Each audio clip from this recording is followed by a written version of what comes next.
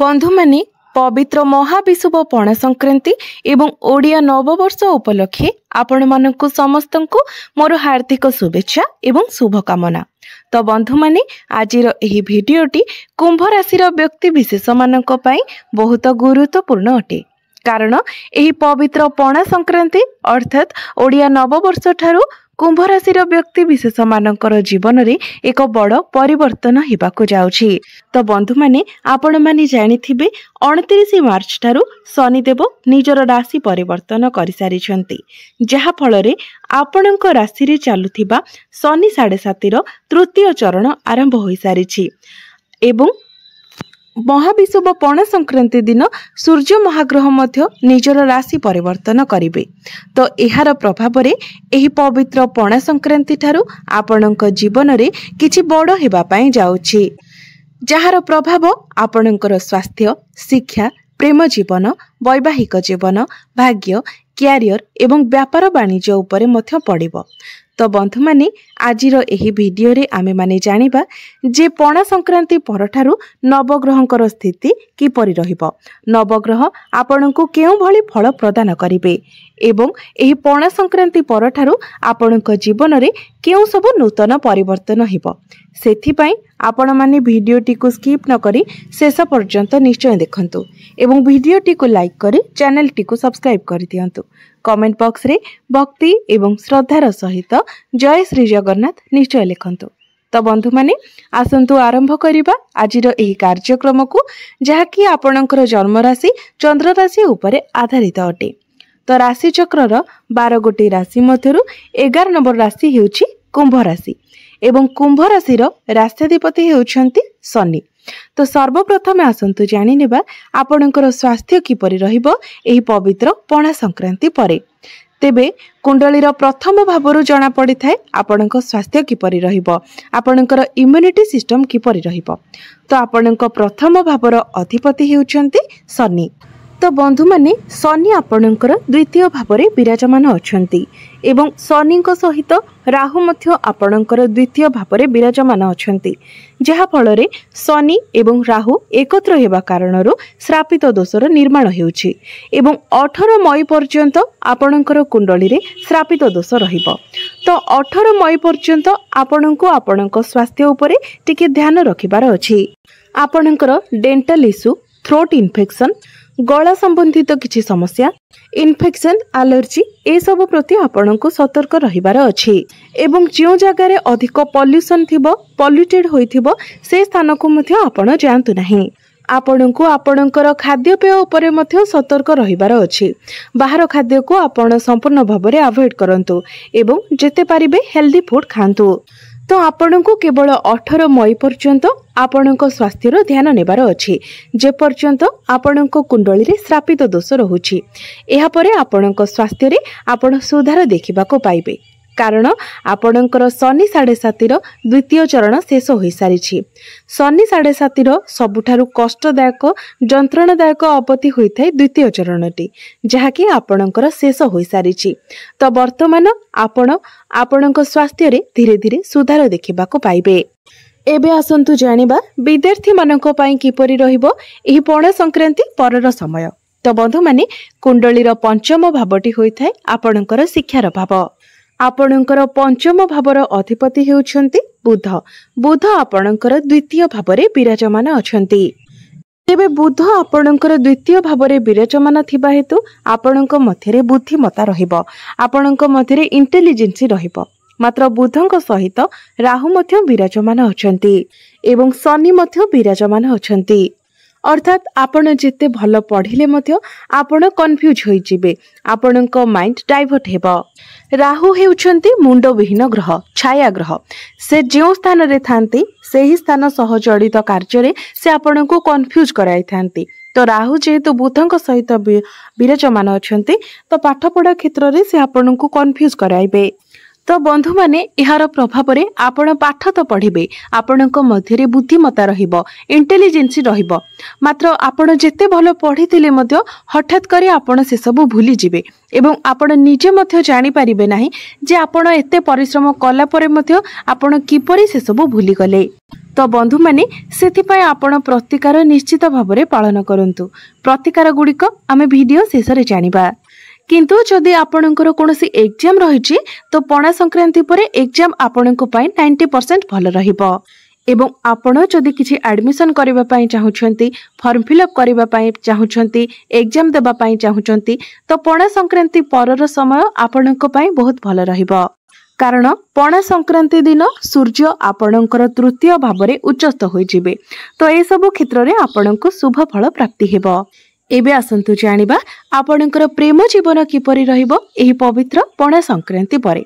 तो बंधु माने कुंडलीर पंचम भावटी आपणकर शिक्षार भाव हेबा सहित पंचम भावटी मध्य होइथाय आपणकर प्रेम जीवनर भाव। तो आपणकर पंचम भावर अधिपति हेउछंती बुध, जे कि आपणकर द्वितीय भावरे विराजमान अछंती एवं आपणकर प्रथम भावर अधिपति शनि मध्य आपणकर द्वितीय भावरे विराजमान अछंती। अर्थात आपणकर प्रथम भावर अधिपति एवं पंचम भावर अधिपति एकत्र अछंती। बंधु माने जेबे भी आपणकर प्रथम भावर अधिपति एवं पंचम भावर अधिपति एकत्र थांती तो यह आपणक प्रेम जीवन पई बहुत शुभ होइथाय। तो आपणक मध्यरे जदि केबे झगड़ा झांटी हुए किंबा कोनोसी प्रकारर भी मिसअंडरस्टैंडिंग हुए तो यार कोनोसी भी खराब प्रभाव आपणक प्रेम जीवन उपरे पड़िबो नाही। आपणकर भल पाइबा सुदृढ़ रहिबो, आपणक मध्यरे फीलिंग्स भल रहिबो। मात्र राहु मध्य जेहेतु आपणकर द्वितीय भावरे बुध एवं शनि को सहित विराजमान अछंती तो से आपणक मध्यरे कन्फ्यूज क्रिएट कराइबे। तो बेले बेले आपणक मध्य को किछि शंका आसीबो, डाउट्स आसीबो, तो ए सब को आपणक संपूर्ण भाबरे अवॉइड करिवार अछि एवं अन्य कोनोसी व्यक्ति को मध्य आपणक मध्य को आसीबा को दियंतु नाही किबा आपणक कथारे इंटरफेयर करिवा को दियंतु नाही। एबे आसंतु जानिबा आपणकर वैवाहिक जीवन किपरि रहिबो एही पवित्र पणा संक्रांति परे। तो बंधु माने कुंडलीर सप्तम भावटी होइथाय आपणक वैवाहिक जीवनर भाव, आपणक जीवन साथीर भाव। तो आपणक सप्तम भावर अधिपति हेउछंती सूर्य, जे कि आपणकर तृतीय भावरे विराजमान अछंती। तो पणा संक्रांति परे आपणकर वैवाहिक जीवन बहुत भल रहिबो, किंतु आपणकर जीवन साथी तांकर काम कार्य को नेकी ट्रैवल करि पारंती। आपणकर पार्टनर को उपरे कार्यभार अधिक रही पारे, मात्र सेही कार्यभार तांकर सक्सेस रो चाबिकाठी हेबो, अर्थात सेथिरे तांकर सफलतार चाबिकाठी तांको मिली जिवो। तो पणा संक्रांति परे आपणकर वैवाहिक जीवन रे कोनोसी प्रकारर समस्या देखा जाउ नाही। आपणक मध्यरे भल पाइबा रहिबो, अंडरस्टैंडिंग भल रहिबो एवं पूर्वरु जदि आपणक मध्यरे किछि समस्या थिला तो ताहार मध्य समाधान होई जिवो। एबे आसंतु जानिबा सबुठारु महत्वपूर्ण विषय वस्तु आपणकर भाग्य, कैरियर एवं व्यापार वाणिज्यर स्थिति किपरि रहिबो एही पवित्र पणा संक्रांति परे। तो बंधु माने कुंडलीर नवम भावटी होइथाय आपणकर भाग्यर भाव। आपणकर भाग्य भावर अधिपति हेउछंती शुक्र। शुक्र आपणकर द्वितीय भावरे उच्चस्थ अछंती। तो पणा संक्रांति परे आपणकर भाग्य बहुत भल रहिबो, कारण प्रथमे तो सूर्य आपणकर द्वितीय भावरे उच्चस्थ अछंती, द्वितीय रे आपणकर राशिर अधिपति शनि मध्य शुक्रंक सहित विराजमान अछंती। तो पणा संक्रांति परे आपणको संपूर्ण रूप रे आपणको भाग्यर साथ मिलिबो। आपण जदि कोनोसी बड़ जिनिस किणाकिणी करबा को चाहुचंती, किछि इन्वेस्ट करबा पई चाहुचंती, आपणकर कोनोसी मीटिंग किंबा डील रहिछि, आपण कोनोसी शुभ मंगलिक कार्यर आयोजन करबा पई चाहुचंती, आपण एपरि किछि कार्य करबा को चाहुचंती जेउथिरे भाग्यर सबुठारु अधिक आवश्यकता रहिताय, तो से सब प्रत्येक कार्य रे आपणको सफलता मिलिबो।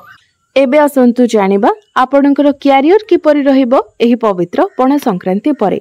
तो बंधु माने कुंडलीर दशम भावटी होइथाय आपणकर कैरियर भाव, कार्य क्षेत्रर भाव एवं आपणकर दशम भावर अधिपति हेउछंती मंगल, जे कि आपणकर षष्ठ भावरे गोचर करूछंती एवं मंगलंकर दृष्टि आपणकर द्वादश भाव उपरे रहुछि, अर्थात आपणकर दशम भावर अधिपतिंकर कनेक्शन द्वादश भाव सहित रहुछि।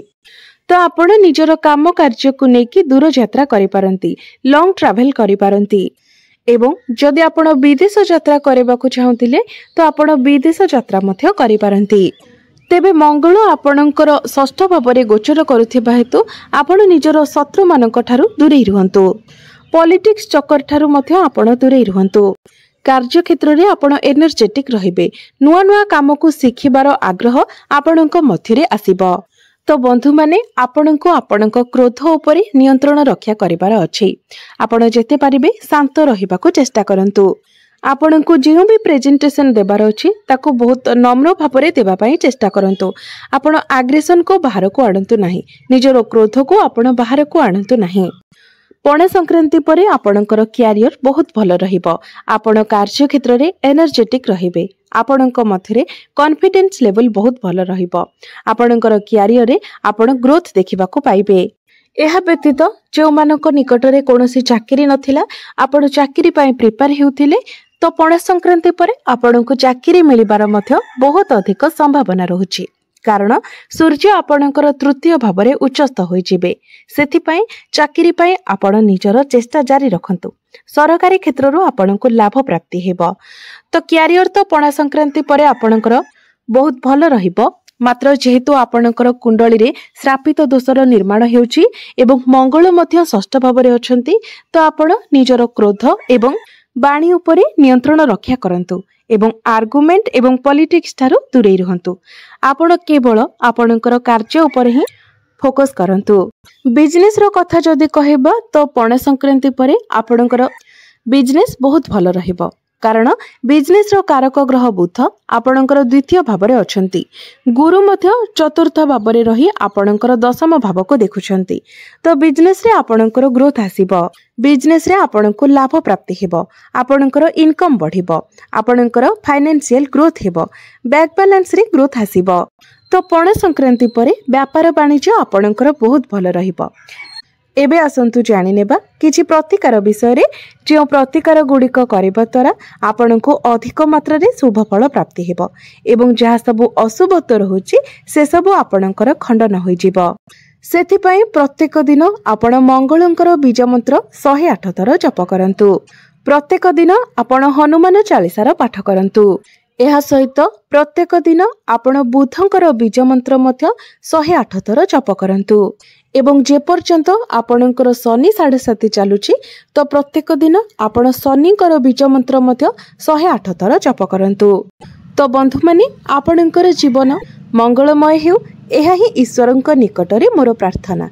धन्यवाद।